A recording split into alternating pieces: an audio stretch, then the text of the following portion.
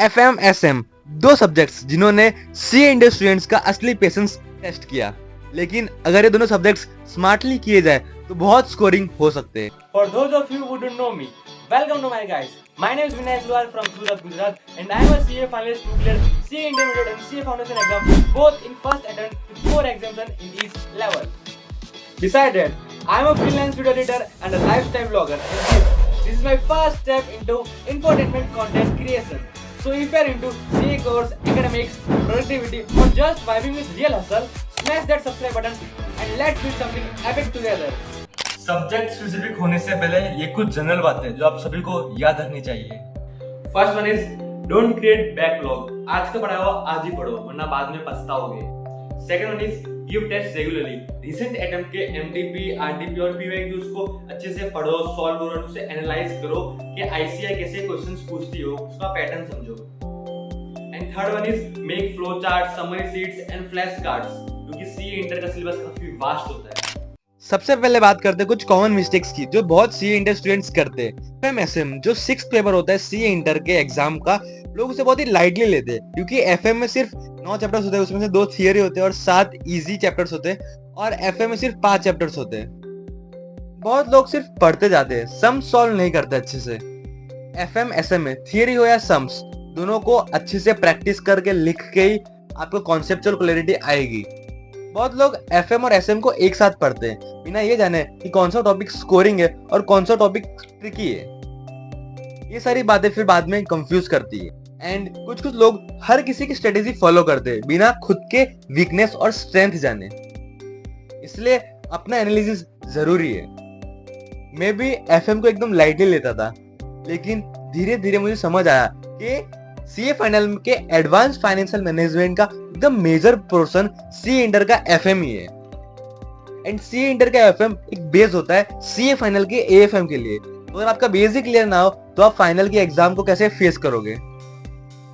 Ratio analysis, cost of capital, dividend decision, investment decision में काफी सारे फॉर्मूलाज होते हैं जो एक दूसरे से काफी लिंक भी होते हैं, और एफएम में एक पर्टिकुलर फॉर्मूला कैसे आया, कैसे डिराइव हुआ, उसे खास समझना, तभी आप लॉन्ग टर्म तक उसे बिना रटे याद रख पाओगे। एंड रिमेंबर, दुनिया के कोई भी फॉर्मूला के न्यूमरेटर और डिनोमिनेटर का एक स्पेसिफिक रिलेशन होता है। Let's suppose return on capital employed के फॉर्मूला की बात करें तो उसके न्यूमरेटर में EBIT that is earning before interest and tax होता है, जबकि उसके डिनोमिनेटर में कैपिटल एम्प्लॉयड होता है। तो अगर आप शेड्यूल 3 के बैलेंस शीट पे नजर मारे तो उसकी जो लायबिलिटी साइड में equity shares, preference shares, debentures, loans होते हैं, और उसके न्यूमरेटर में EBIT है, earning before interest and tax. वो अर्निंग में से अभी तक हमने इंटरेस्ट ऑन लोन या इंटरेस्ट ऑन डिबेंचर्स या प्रेफरेंस शेयर कैपिटल या इक्विटी शेयर कैपिटल का डिविडेंड नहीं दिया। दैट्स व्हाई न्यूमरेटर और डिनोमिनेटर का एक स्पेसिफिक रिलेशन हुआ। और उसी के अगेंस्ट में अगर आप रिटर्न ऑन इक्विटी की बात करें तो उसके न्यूमरेटर में आता है प्रॉफिट आफ्टर टैक्स, जिसमें इंटरेस्ट ऑन लोन या डिबेंचर्स हम पे आउट कर चुके होते हैं, क्योंकि अभी हम सिर्फ इक्विटी की बात करें ना कि कैपिटल एम्प्लॉयड की।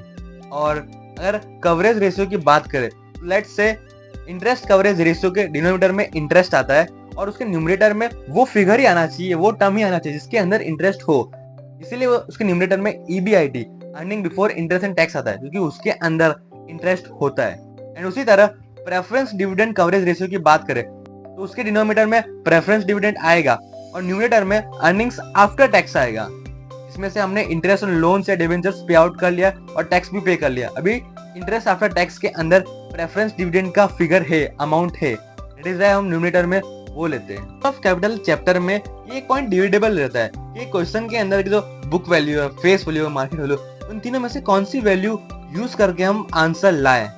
तो अगर आप मॉड्यूल में देखोगे तो उसमें कुछ अलग पॉइंट है, और अगर आप प्रीवियस ईयर क्वेश्चंस के सर्टिफाइड आंसर्स देखोगे तो उसमें आईसीआई ने अलग एजम्पशन लिया है।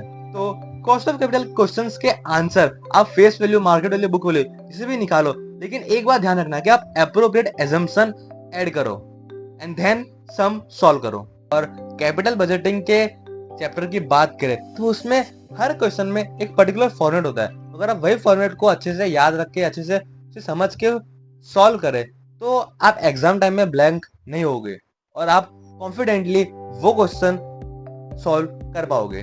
बजटिंग के लार्ज सम्स में अलग अलग डेटा होते हैं, तो सबसे पहले आप डेटा को कैटेगराइज करना, देन एक के बाद एक सीक्वेंस वाइज आंसर सॉल्व करना। रेशियो एनालिसिस में कुछ कुछ क्वेश्चंस ऐसे होते हैं जिसमें कुछ डेटा होते हैं और कुछ मिसिंग फिगर्स होते हैं और आपको फिर बैलेंस शीट एंड P&L बनाना पड़ता है। तो मेरा ये सीक्वेंस याद रखना, सबसे पहले जो जो डेटा आपके पास है वो P&L और बैलेंस शीट में लिखो। उसके बाद आप कौन से फॉर्मूला से गिवन डेटा से आंसर निकाल सकते हो वो निकालना। अपना दिमाग चलाते रहना, हाथ चलाते रहना, नोटबुक में कुछ ना कुछ स्क्रिबल कर देना, आंसर कहीं ना कहीं से आ ही जाएगा।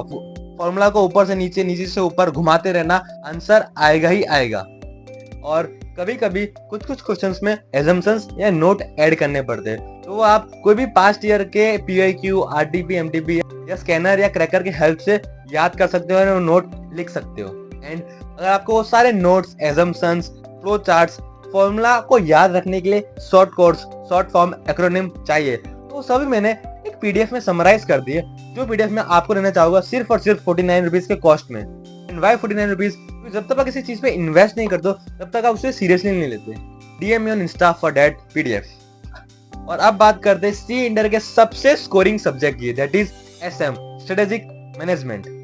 SM के केस सिनेरियो बेस्ड क्वेश्चन के फर्स्ट लाइन और लास्ट लाइन सबसे पहले पढ़ना, उसी से आपको पता चल जाएगा ये पूरा क्वेश्चन किस टॉपिक के बारे में पूछना चाह रहा है। और स्ट्रेटेजिक मैनेजमेंट ऐसे काफी सारे टॉपिक्स होते हैं, कंसेप्ट्स होते हैं, इसमें आपको पता चल जाएगा कि आप रियल लाइफ में उसे कैसे अप्लाई कर पाओ। तो ये बात हमेशा याद रखना कि जब भी आप SM पढ़ो तब आप उसका प्रैक्टिकल एप्लीकेशन कैसे कर सको वो बात लिंक करके पढ़ना, तब भी आप अच्छे से फॉर लॉन्ग टर्म SM के टॉपिक्स एंड कॉन्सेप्ट्स को समझ पाओगे और उसे याद रख पाओगे। एंड बहुत लोग SM को इग्नोर कर देते हैं ये सोच के ये तो काफी स्कोरिंग सब्जेक्ट है, लेकिन गाइज आप उसे बिल्कुल इग्नोर मत करना, वो काफी स्कोरिंग सब्जेक्ट है, इसलिए आप सबसे ज्यादा मेहनत उसी पे करना, क्योंकि आप सबसे ज्यादा स्कोर बेशक उसमें ला सकते हो। एंड रिटन प्रैक्टिस की हैबिट जरूर जरूर बनाना। SM के जो भी लेंथी टॉपिक्स है उसे अच्छे से लिख लिख के प्रिपेयर करना, नोट्स बनाना, उसके एक्रोनिम बनाना।